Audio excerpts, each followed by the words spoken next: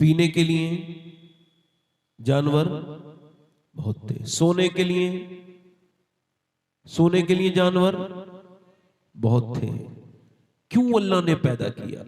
आपकी फ्रिज, आपका washing machine, आपकी कार, आपकी बाइक, आपका प्लेन, जितना भी इंसान ने इंसान के लिए बनाया, सब एक मकसद के तहत है कि बाइक से सफर होता है, वॉशिंग मशीन से कपड़े धुलते हैं, फ्रिज से खाना महफूज होता है।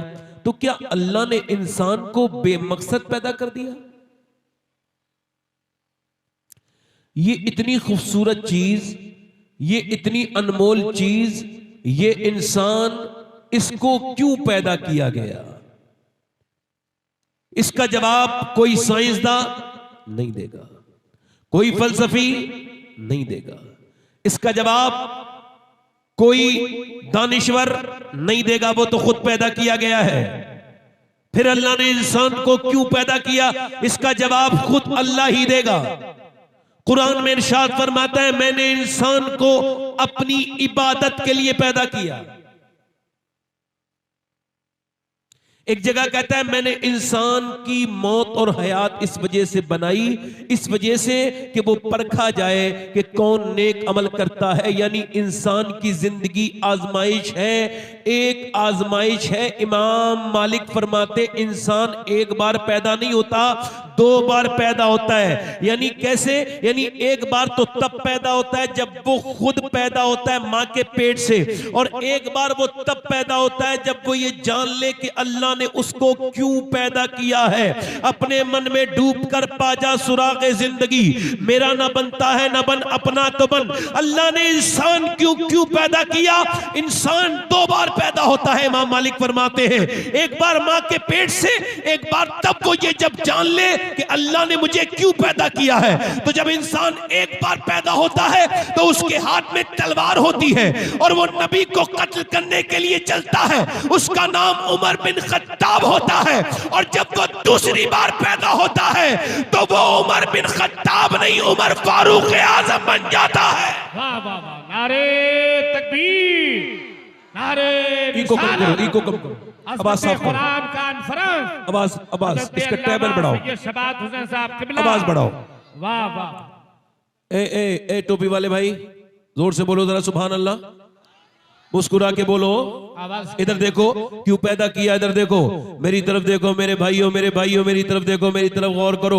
यानी जिंदगी आजमाइश है, सुबह आजमाइश, शाम आजमाइश, रात आजमाइश, चलना आजमाइश, बीबी आजमाइश, बच्चे आजमाइश, हाथ आजमाइश, कान आजमाइश, नाक आजमाइश, ये आंखें आजमाइश। यानी जब आप सो रहे हो तब भी आजमाइश है, बाहर नहीं। मौला अली फरमाते हैं, हर दम आजमाइश है।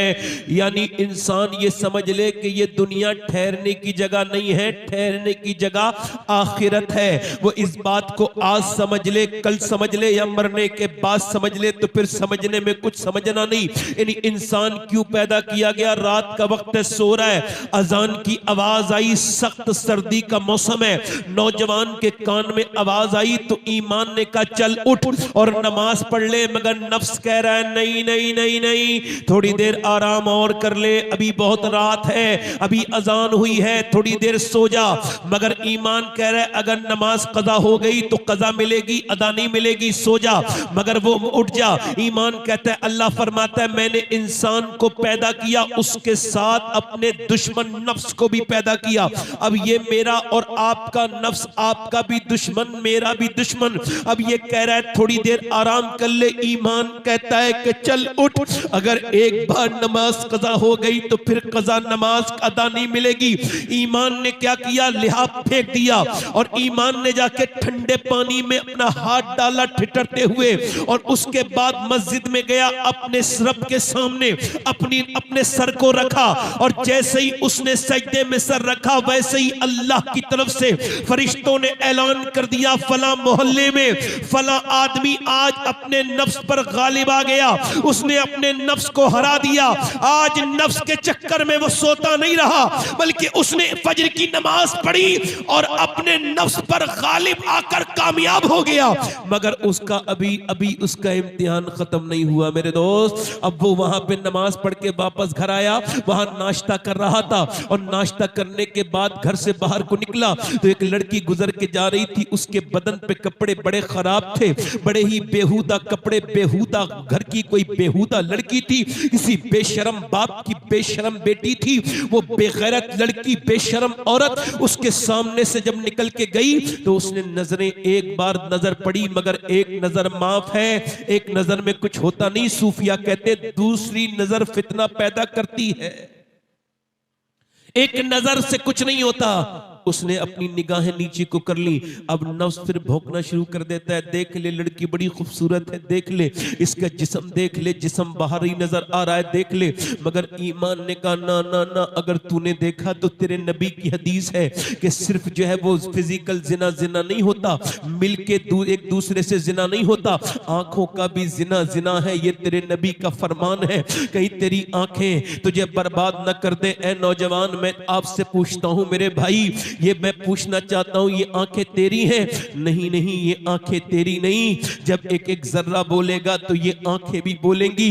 अब बताओ क़यामत के दिन अगर ये आंखें अल्लाह के सामने ये कहते हैं मेरे मालिक तूने दिया तो था माँ बाप का चेहरा देखने के लिए, तूने दिया तो था रोज़ा रसूल देखने के लिए, तूने दिया तो था काबा शरीफ देखने के लिए, तूने मुझे इस वजह से दिया था कि ये कुरान को पढ़ा करे, कुरान को देखा करे, मगर इसने तो गंदी तस्वीरें दिखवाई, इसने तो गंदी चीजें दिखवाई।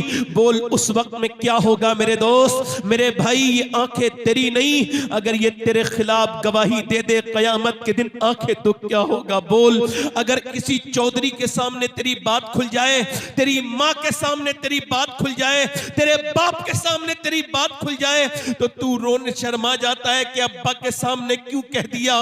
और अगर अल्लाह के सामने आंखों ने कह दिया, एक एक जर्रा बोलेगा तो ये उंगलियां भी बोलेंगी, ये आंखें भी बोलेंगी। हाय अफसोस तो इस बात पर है जो जिस हाल में मरेगा उसी हाल में उठाया जाएगा।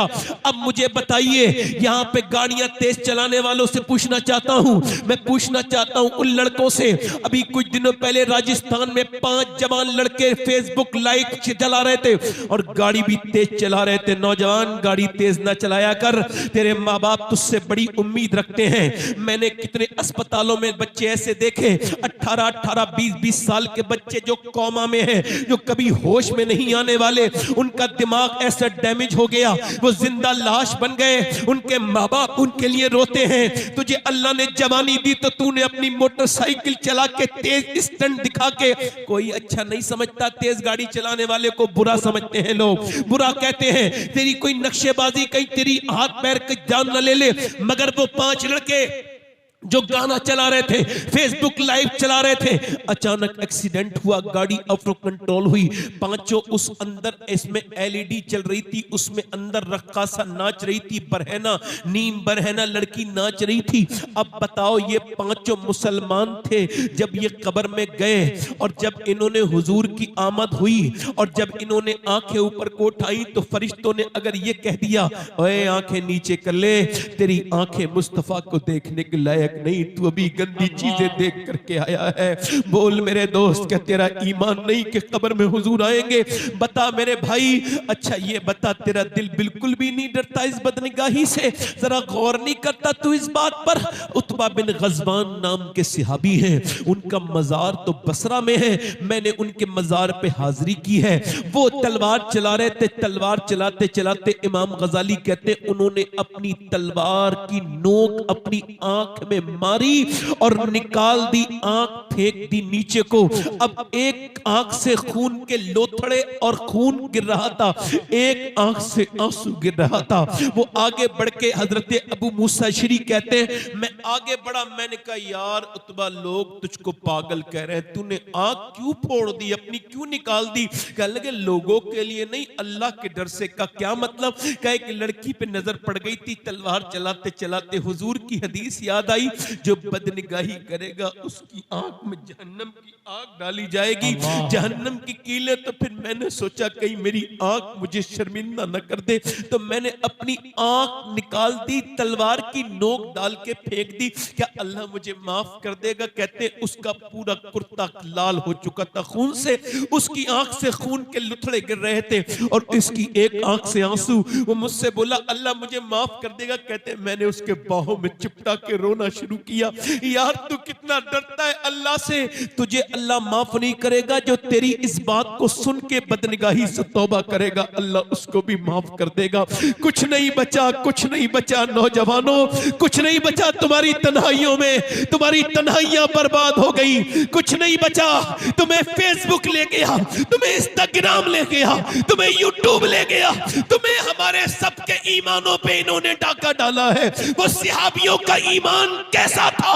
एक नजर पड़ी तो आंख निकाल दी, यहां तो नजरें बिल्कुल बर्बाद हो गई, कहीं की ना बची। और वो लड़का उस लड़की को देखा नहीं, नफ्स तो भोंकता रहा, मगर वो लड़की निकल गई। उसने नीचे को नजर करके कहा या इलाही रंग लाए जब मेरी बेबाकियां उनकी नीची नीची नजरों की हया का साथ हो। है इंसान दौलत कमाने में लगा है, एक दिन, 2 दिन, 3 दिन, 4 दिन न अल्लाह के नाम पे खर्च करेगा, न अपने रब के सामने के नाम पे खर्च करेगा, न गरीबों को देगा, न गरीबी रिश्तेदारों को देगा, बल्कि कमाता चला जा रहा है, समाता चला जा रहा है। एक लाश जो है ना, एक लाश लावारिश वहां पर दरिया में तैर रही थी। पुलिस ने उसको पकड़ा, उस लाश को देखा और उसको बाजियाब किया, तलाश किया, लाश मिल गई मगर सड़ चुकी थी, कुछ नहीं बचा था, न आंखों में निशानी थी। इधर देखो, ध्यान से देखो, न हाथ में निशान बची थे, न चेहरे का निशान बचा था। मछलियां खा चुकी थी लाश पूरी, मगर उसे पुलिस वाले पोस्टमार्टम के लिए ले गए। पोस्टमार्टम कितना खतरनाक होता है, कभी पोस्टमार्टम भी देख लिया करो। कभी इतना गुरूर घमंड करने वालों, देखा नहीं पोस्टमार्टम हाउस के बाहर पड़ी होती हैं लाशें। ये कौन पड़े? अरे होंगे पड़े, यहाँ रोज आते हैं। ये लाशें पड़ी हैं, मक्खियां भिनक रही हैं और यहाँ पे कोई रो भी नहीं रहा है। कौन किसको कितना रोएगा? सबकी आंखें यहाँ पे ढीली हो गई। उसका पोस्टमार्टम करके डॉक्टर लेके गए और पुलिस ने कहा इमाम साहब ये मुसलमान है, इसका नमाज जनाजा पढ़ाओ। कहने लगे नमाज जनाजा पढ़ा दूंगा, मगर मेरे पास पैसा नहीं है, मैं इसका दफन कफन कहां से करूंगा? मस्जिद में ऐलान हो गया, एक लावारिश लाश के लिए पैसा दो। लावारिश लाश मस्जिद के बाहर पड़ी है। अल्लाहु अकबर। कोई 10 रुपए, कोई 20 रुपए, कोई 15 रुपए, कोई 50 रुपए। खैर 1.5 घंटा चंदा हुआ तो तख्तों के और आम से कफन के पैसे इकट्ठे हुए। अब जब नमाज जनाजा पढ़ाई, इमाम नहीं रोया, न कब्र में रखा, कोई नहीं रोया, कोई जानता ही नहीं था, किसी का कोई रोना नहीं। मगर 3 महीने के बाद पुलिस आई, कहने लगी जिसका हमने पोस्टमार्टम करवाया था और जिसको तुमने लावारिश समझ के दफन किया, वो उसके अकाउंट में 6 करोड़ रुपया निकला है। वो कई 100 बीघा जमीन का मालिक था, मगर इतना अय्याश हो गया था दौलत के गुरूर में कि वो हुक्का जब पीता था तो पानी से नहीं उसको ताजा करता था, दूध से ताजा करता था। वो बदकारी किया करता था। अल्लाहु अकबर। एक बुजुर्ग कहते हैं एक आदमी को मैंने देखा, उसके हाथ में जो है वो पेशाब की थैली है, पेशाब निकला जाता है। कहते हैं मैंने उसकी मदद की तो उसने मेरी तरफ देख के कहा सुन, मैं तुझको एक बात कह रहा हूं, मैं आज तो बूढ़ा हूं मगर मैं कल जवान था, तुझे बता रहा हूं जिना मत करना। जिना चूंकि आज जिना की वजह से मैं बिल्कुल बर्बाद हो गया, मेरा घर बिक गया, सब कुछ बर्बाद हो गया और आज मेरा पेशाब रुकता नहीं, मैं हर वक्त नापाक हूं। ऐसा लगता है अल्लाह मुझे माफ नहीं करेगा चूंकि मैं जानी था। अल्लाह फरमाता है अल्लाह को तकासुरो हत्ता ज़ुरतुमुल मकाबिर कल्ला सौफ तअलमून थुम्मा कल्ला सौफ तअलमून। अल्लाह फरमाता है तुम्हें गाफिल रखा माल की ज्यादा तलबी ने, यहां तक कि तुमने कब्रों के मुंह देख लिए। हुजूर फरमाते आदम की औलाद को एक जंगल भर के अगर हीरे जवाहर दे दिए जाएं तो उसको पहले ठिकाने लगा के दूसरे जंगल की तलाश करेगा। आज ये देखो अल्लाह वाज़ेह इरशाद फरमाता है हत्ता ज़ुरतुमुल मकाबिर, फिर वो एक बार बात को 2 बार कहता है, कल्ला सौफा तालमून, कल्ला सौफा तालमून, सुम्मा कल्ला सौफा तालमून। फिर वो सुम्मा इस्तेमाल करके उसी बात को दूसरी बार कहता है, ऐ लोगों, कल्ला सौफा तालमून, हाँ हाँ जान जाओगे, सुम्मा कल्ला सौफा तालमून, फिर हाँ हाँ जान जाओगे, फिर जान जाओगे। फिर ये दौलतें तुम्हें बता देंगी कि वो दुनिया में नहीं बचे जिन्होंने अपने अपने दौलतें भरी। ये दौलतें, ये दुनियादारी। एक लड़का यहाँ पड़ोसी मुल्क में एक लड़का गाना गाता था, अच्छा गाना गाता था। गाना वैसे अच्छा होता नहीं है, मगर मैं बता रहा हूं समझाने के लिए। गाना गाता था, गाना गाते गाते 16 साल की उम्र में मशहूर हो गया, पूरी दुनिया में गाना गाने गया। मर्सिडीज, BMW, जो कारें हमने देखी नहीं वो उसके पास थी। बिल्डिंगें बनाई, एक गांव में घर बनाया, एक शहर में बनाया। 24 साल की उम्र तक, 19 साल की उम्र में शादी कर ली। 24 साल की उम्र में लंदन में गाना गा रहा था। गाना गाते गाते गिर गया। जब गिरा अस्पताल में होश आया, और जब होश में आया तो सारे होश खत्म हो गए, सारा गुरूर खत्म हो गया, सारी अय्याशी खत्म हो गई, सारा घमंड जाता रहा। ऐ इंसान, तू डॉक्टर की एक रिपोर्ट की बर्दाश्त करने के लायक नहीं। एक रिपोर्ट आ जाए, तेरे पांव के नीचे से जमीन निकल जाएगी। क्या तकब्बुर किए बैठा है, क्या गुरूर किए बैठा है, किस बात पे इतराता है? क्या तूने देखे नहीं? उसने डॉक्टर से पूछा मुझे क्या हुआ है? डॉक्टर ने कहा तेरे दोनों गुर्दे फेल हो गए, अब तू डायलिसिस मोड पे आ गया। हाय हाय, दोनों गुर्दे जब फेल होते हैं, मैंने कितने मरीजों की लाचारी देखी है। मैं तो अस्पतालों में जाता हूं, अपने ईमान को ठीक करने के लिए उनको देखता हूं, अपने अमल को ठीक करने के लिए। एक उत्तराखंड में एक लड़के की नस ऐसे फड़ कांप रही थी। मैंने कहा क्या हुआ? कहने लगा मेरे लिए दुआ कर दो, मेरे दोनों गुर्दे खराब हैं। मैंने कहा फिर? कहने लगे मेरे बाप ने सारी जमीन बेच दी, अपने गुर्दे भी दिए मुझे। अब सारी जमीन बेच दी, गुर्दा दिया, और मेरे बाप ने सारा घर बेच दिया, मगर मैं आज बड़ा परेशान, मैं बिल्कुल ठीक नहीं हो पाया, मेरा बाप रोड पर आ गया। आप में से कितने लोग ऐसे बैठे हैं जिन्होंने 2 रकात नमाज पढ़ी हो, या अल्लाह तेरा शुक्र है कि मेरे गुर्दे खराब नहीं हुए। इधर देखो, कभी अल्लाह की नेमतों का भी तो इतराक करो। कभी सोचो तो तुम कितने मालदार हो कि तुम्हारे दोनों गुर्दे काम कर रहे हैं। अस्पतालों में देखो, जिनके गुर्दे खराब हैं उनसे उनकी देखो जाके, डायलिसिस होता है। 1 महीने में पूरा खून 4 बार निकाला जाता है। कितनी बार बोलो? 4 बार निकाला जाता है। और जिसके डायलिसिस होता है, सैयद साहब उसकी क्या जिंदगी है, उसकी क्या जिंदगी है। एक आदमी ने मुझे कश्मीर से टेलीफोन किया, कहने लगे हम आपकी, मेरी तरफ देखें, आप मेरी तरफ देखें, मैं वैसे ही थोड़ा सा परेशान हूं, आप मेरी तरफ देखें।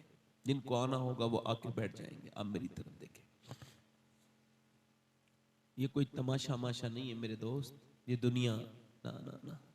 इकबाल कहता है हर एक मकाम से आगे मकाम है तेरा, हयात ज़ौक़े सफर के सिवा कुछ और नहीं, कुछ और नहीं।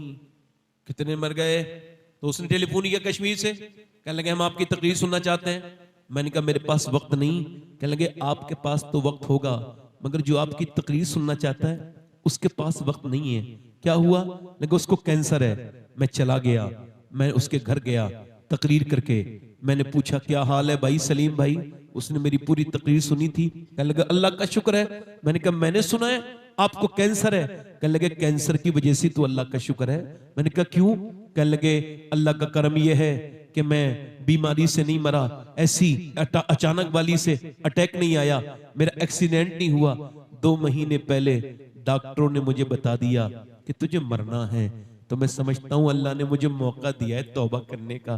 तो मैं अब रात को जब अल्लाह के सामने सर झुकाता हूं तो रोने लगता हूं और कहता हूं मालिक मैं एक अंधेरी एक कमरे में भी नहीं रह सकता, अंधेरी कब्र में कैसे रहूंगा? ऊपर से तख्ते, उसके ऊपर से मिट्टी, और वो अंधेरी कब्र। है ये जो तकरीर कर रहा है ये भी कब्र में जाएगा, ये जो सुन रहे हैं ये भी जाएंगे, ये जो जिनको डर नहीं लग रहा है ये भी जाएंगे।